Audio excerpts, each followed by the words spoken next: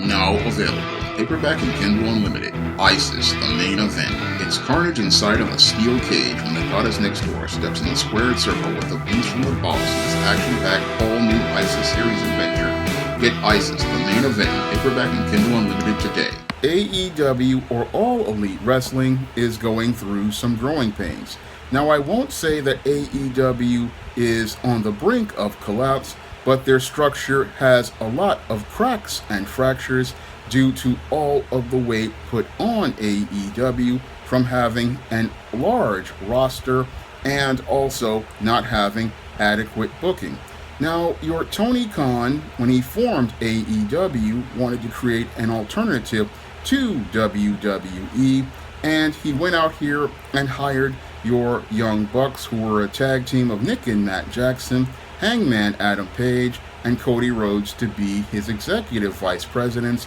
and show him the business. And they all tried to show him the business for the last 3 years, and after your Tony Khan thought he had control over things, he then started taking charge of your AEW. And as he has taken control over AEW, sadly, the organization is starting to show some stress fractures as related to the growing pains due to him not really understanding how the wrestling business really works. Now,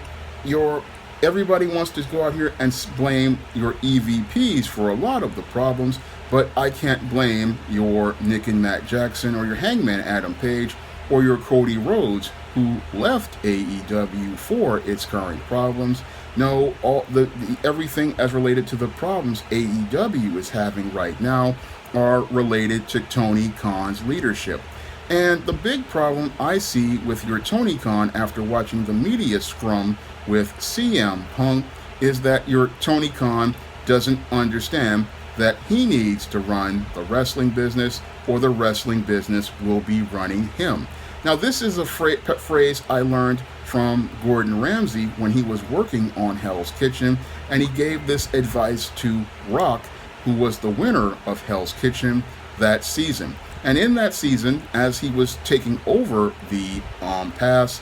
Gordon Ramsay told Rock, either you run the kitchen or the kitchen runs you. And that phrase resonated with me when I heard Gordon say it, because it's something I apply to my own business, SJS Direct. And you have to run your business, and that means you are the leader, you are the one in charge, you are responsible for everything going on in that business. And if you don't take responsibility for everything in that business, the business will be running you. And when the business runs you, you are on your way to going out of business because you're not taking control over the entire organization. And that's the big problem with Tony Khan at AEW. AEW is running him, and he is not running AEW. And because he is not running AEW, the organization is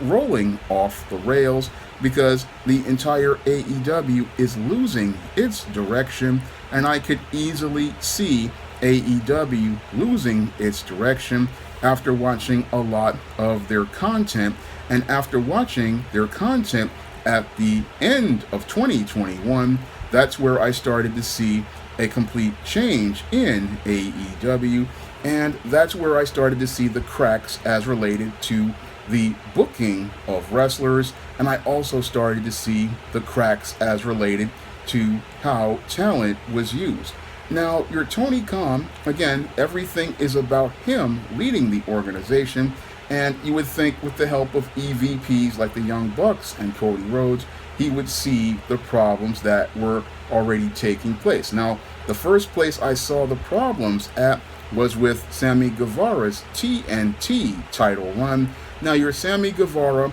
had been getting over as a face, and he was starting to build some momentum. And after he won the TNT title from Miro, it seemed to be a big mistake, because after Sammy got the title, it looked like he was not ready to be a champion, because many of the matches he was having, yes, he had good ring work, but his mic skills and his ability to act in public were really a serious problem optically, and things were not going as well as expected with his title run. So early on at the beginning of his title run, he was having problems, and then we started to see what is considered to be one of the worst angles in AEW, which was the Sammy Guevara title run. Now, I guess Cody Rhodes also saw the problems with Sammy Guevara's title run, and he tried to step in and tried to correct course.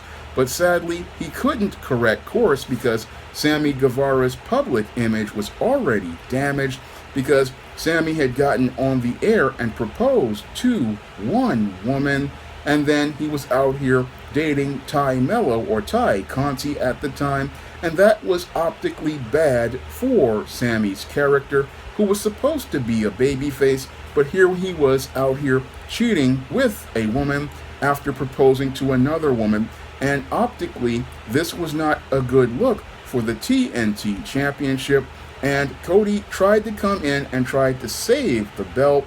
and tried to save the prestige of the belt, but sadly there was not much he could do, and the belt wound up getting tarnished, and it further got tarnished as related to hot potatoing the title from Sammy to Cody, then Sammy to Scorpio Sky, and all three men wound up losing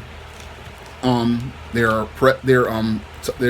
popularity due to the fact of the booking of the TNT Championship. And the belt, which was already up there with Miro had turned it into basically a title on the level of Macho Man Randy Savage's Intercontinental Championship. He had basically made the belt into something prestigious, and sadly your Sammy Guevara had brought the belt down, and he had also brought down Cody Rhodes' popularity, which was already struggling, and he also brought down your Scorpio Sky's popularity. So this was a major crack in AEW. You had the number 2 belt on 3 wrestlers, and sadly all 3 wrestlers suffered as a result, and that was due to, again, Tony Khan's lack of leadership, because he didn't come in and say, okay, this issue with Sammy, it has to be dealt with, and if I have to take the title off this guy in a squash match,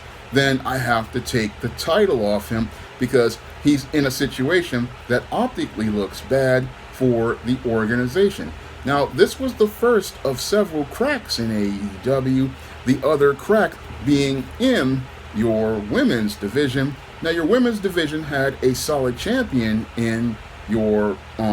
Britt Baker, and then they gave the belt to Thunder Rosa, but sadly Thunder Rosa did not get the booking she needed in order to be the A-list champion. Now, your Thunder Rosa was over as a contender, and she was building up momentum, but sadly there was nobody there to give her the screen time that she needed to go out here and give that women's championship match the prestige that it needed. Now, that cage match was solid between Britt Baker and Thunder Rosa, but the whole thing was, after she won the belt, she did not get the booking she needed, and this further damaged the already struggling AEW women's division, which has a lot of quality talent inside of it. AEW's women's division has very solid performers, but the problem is, again, Tony Khan doesn't have a vision for the women's division, and that really showed after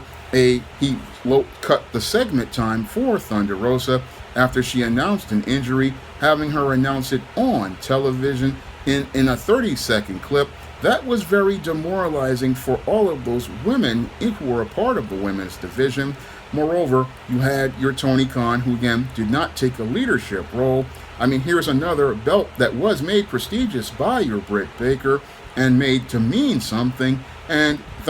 also your Thunder Rosa made it mean something, and you don't give it the screen time that it needs, and then you wonder why your women's division is struggling, because you don't really have a vision for it. And again, that goes back to the leadership there, and that was the second place where I saw serious issues. The other place I saw serious issues was with the mid-card. Now, your AEW has one of the best mid-cards as I see it,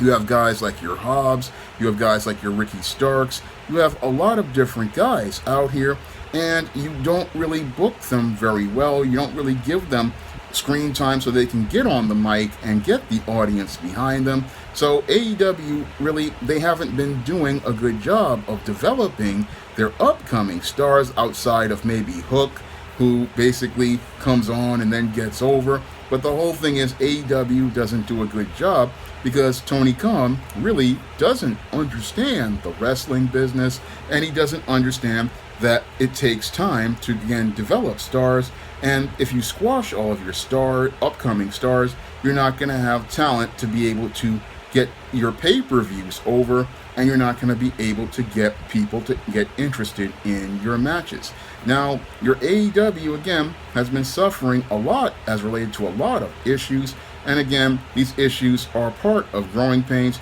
because your Tony Khan doesn't really have, again, one, a vision, and two, he tends to book basic and hire people based on emotion. Now, when he heard about many stars coming up with WWE, from releases from WWE, he thought that he would go out here and get some guys for cheap. And he did that early on with guys like Miro. And Miro got super over, but the reason why Miro got over is because he got the screen time, he had a great gimmick, and he knew how to talk on the microphone. And that was why Miro became a big star in AEW and was able to take the AEW TNT Championship to another level. Now, a guy who could have also been a championship contender is Tommy End, also known as Malachi Black. Now, Tommy End was, when he was in WWE, as Aleister Black, had a character that was similar to The Undertaker, and he was getting over and building momentum. But in AEW, Tony Khan, he started out building up Malachi Black as a serious threat, but then your Malachi Black wound up getting buried and getting lost, and the House of Black went from being a formidable threat to being an afterthought as they got jobbed out to the Dark Order. Now, some people say that Malachi Black's character was tarnished when members of the Rhodes Academy beat him up. And again, I would have to agree with that, because if this guy's supposed to be a high-end, top-level heel, he needs to be treated like a formidable threat. I mean, you would not see a jobber like a Lee Johnson beating up on Mark Calloway, The Undertaker. Vince would never allow that to happen, but Tony allowed your Malachi Black, who's supposed to be this very dangerous, high-level heel. He's being attacked by guys that should be jobbing to him, and that was when the start of the decline of Malachi Black, followed by being beaten by your Cody Rhodes, and then just left in limbo in the mid-card. That's not the way anybody who cares about a high-end star does a top talent like Tommy End. No, Tommy End should have been on TV every week. Now, I know he had an injury and was dealing with an injury, but they still could have put his character on screen and still built him up as a threat. And if he couldn't really do much, have him on screen and then have guys like Buddy Matthews and Brody King be his enforcers, and then build up a mystique as related to making him dangerous until he could become, well, again, he had the build-up as related to your Julia being out there. And again, all of them could have been built up, but again, Tony Khan, he has this tendency of just giving wrestlers contracts and then not using that talent. And that really, I believe, had an impact on Tommy End's mental health, because I think your Tommy End thought he was going to come into AEW, build himself up to be a star, and be on his way to actually getting his first world title in AEW. But instead of pushing your Tommy End to be the person who could possibly take over the Undertaker's role, he was just pushed into the background, and he was basically forgotten outside of a mid-card feud between Darby Allin and Sting, and basically he was not really utilized to his full potential. And that was a sad thing, because I've seen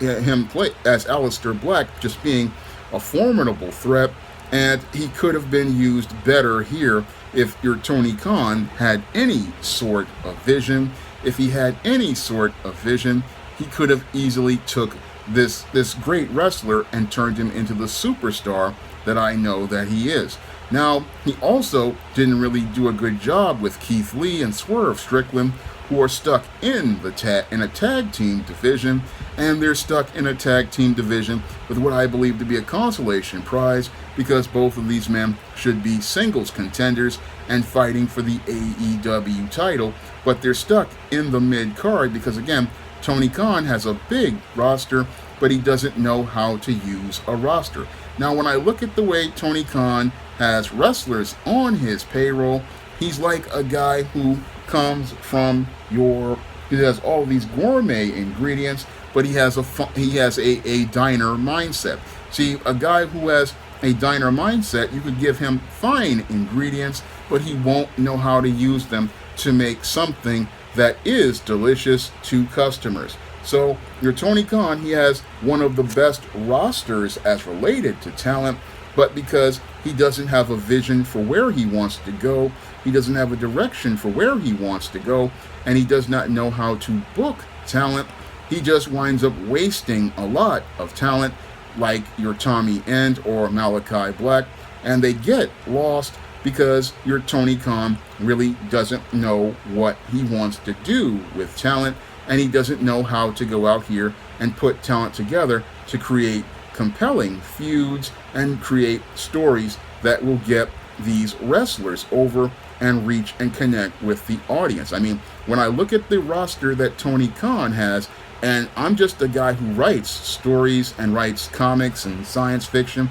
I could see 100 different wrestlers who should be in feuds on his roster that should be utilized a lot better. And the sad part is he doesn't utilize that talent, and that's why he's in trouble, struggling right now, because he goes out here and gives wrestlers contracts without ever thinking about how they'll fit into his organization. And that led to the biggest mistake of your Tony Khan's whole AEW run, and that is going out here and giving a contract to CM Punk. Now, when I heard about the CM Punk contract, I thought it would be a good thing, and I thought it would help AEW in the long run, but sadly, it has done extreme damage to the AEW brand, and it may have possibly led to the departure of Cody Rhodes, and it may have possibly led to the destabilization of the locker room. Because your CM Punk, wherever he goes, he seems to bring drama, and it looks like he brought some drama to AEW. And when he brought the drama to AEW, what it did was it led to a division in the locker room, and the one place you don't want a division is your locker room of a wrestling league. Now, when I looked at the early days of AEW, it was a very harmonious place, and everybody seemed to be getting along just fine. I mean, when you look at the Being the Elite videos or the Dark Order videos or even the Sammy Guevara vlogs, it seems like a very harmonious working place, and it seems like everybody just seems to get along in AEW without having many problems. However, as your CM Punk comes in, we start to see serious problems, and the problems start to show us in works like with your Eddie Kingston when he got in CM Punk's face, and even a statement by your Cody Rhodes before he left. It seems like there was some real serious issues with your CM Punk, even as he just came on, and this was what led to what we saw with what people calling one of the worst incidents in AEW, and that is at the All Out 2022. Now, at the All Out 2022, after your CM Punk then won the AEW Championship from Jon Moxley in another poorly booked angle, because the angle had it where Jon Moxley and CM Punk fought in a 4-minute match, and your Jon Moxley easily beat CM Punk for the undisputed title. We then get a pay-per-view match which shows CM Punk getting the belt, but that was all related to the bad booking of Tony Khan, And after this bad booking, your CM Punk then decided during this media scrum to go out here and call out your EVPs at AEW, and then you had your Young Bucks and your Hangman Adam Page, who had already been having issues with CM Punk, have an alleged altercation in the locker room. Now, your AEW has been in a serious state of professional decline, and again, it's all due to Tony Khan's lack of leadership, because during the media scrum, we have CM Punk talking bad about Tony Khan's executive vice presidents, and he's also talking bad about the organization. And if he were a part of any other organization, at that point, he would be terminated. Because if you go out here and you disrespect senior management during a media event, that optically looks bad, and it optically looks bad because it shows that your CM Punk believes that he is bigger than AEW. It shows that he thinks he can run AEW, and that goes back to my point that Gordon Ramsay had made. Either you run the organization, or the organization will run you. And what happened here is that CM Punk saw Tony Khan as weak, and once he saw Tony Khan as weak, he got up and thought he could go out here and badmouth AEW, and he did it right to his face. And that is extremely disrespectful to everyone who worked to build up AEW. It is extremely disrespectful to all of those men and women who worked during the pandemic in an empty stadium, and it's disrespectful to all of that young talent out here. And again, he slapped all of that talent in the face after winning their belt, and that's the ultimate form of disrespect. And your Tony Khan just sat there looking like a bitch as he sat there and let this guy do this. And again, if you're a boss and you're a leader, at that point where somebody basically emasculates you in front of the world in a media scrum, I don't care if it's a work or a shoot, you have to go out here and take action. Now, the EVPs, their altercation or confrontation, maybe it wasn't professional, but the whole thing is that this whole statement, going again, speaking against your boss during a public event, that's a grounds for contract termination, and that's a grounds for a termination. Now, it remains to be seen whether or not this is a work, because yes, your MJF did come back, but if I'm Tony Khan, I don't want to go out here and be emasculated as related to a work, because that makes people not respect him as a leader, because that's the big problem with Tony Khan as related to this whole CM Punk situation. He's not looking like a leader in this situation. He's basically looking like a joke, and he's looking like somebody who, like MJF called him, a mark, a guy who's just spending money on ex-WWE,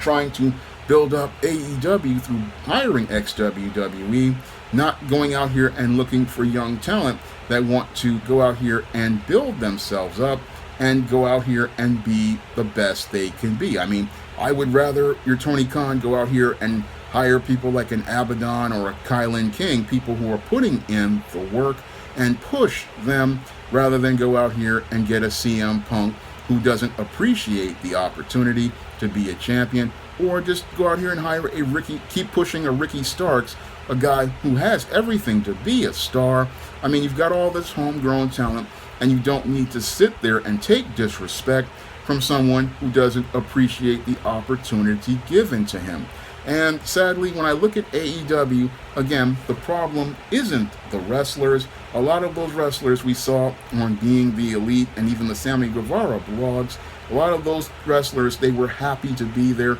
They had the talent, they had the ability, they really want to be there. And you have management that's run by Tony Khan that doesn't understand how to do things, and they're running into growing pains because, again, in 2021,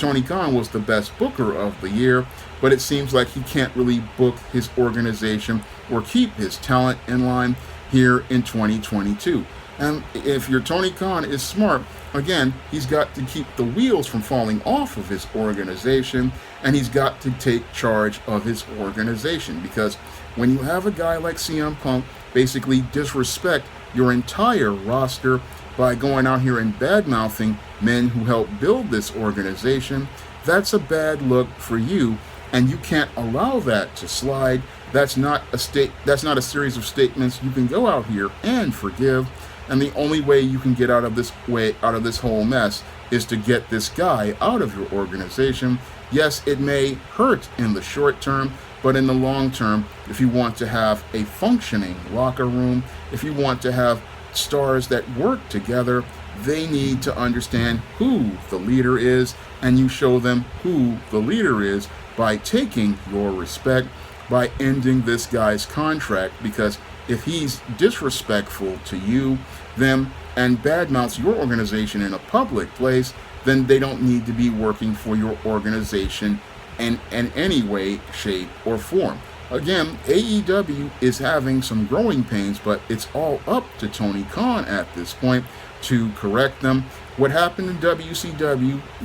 shouldn't happen to AEW if the leadership is strong. If the leadership is strong, what happened in WCW won't happen here, because what happened in WCW was due to the lack of leadership, lack of management, and lack of direction, and the fact that you had stars who were just paid for the sake of being paid by Warner Brothers, and so Warner Brothers really didn't care about WCW because AOL had bought Time Warner. But in this case, it's all on Tony Khan, and the ball is in his court. Everything with AEW is all due to Tony Khan, and Tony Khan has to realize that he cannot just expect the EVPs to just run the organization for him, and everything is about him being in charge. And again, he has to run AEW, or AEW will be run into the ground like ECW and WCW,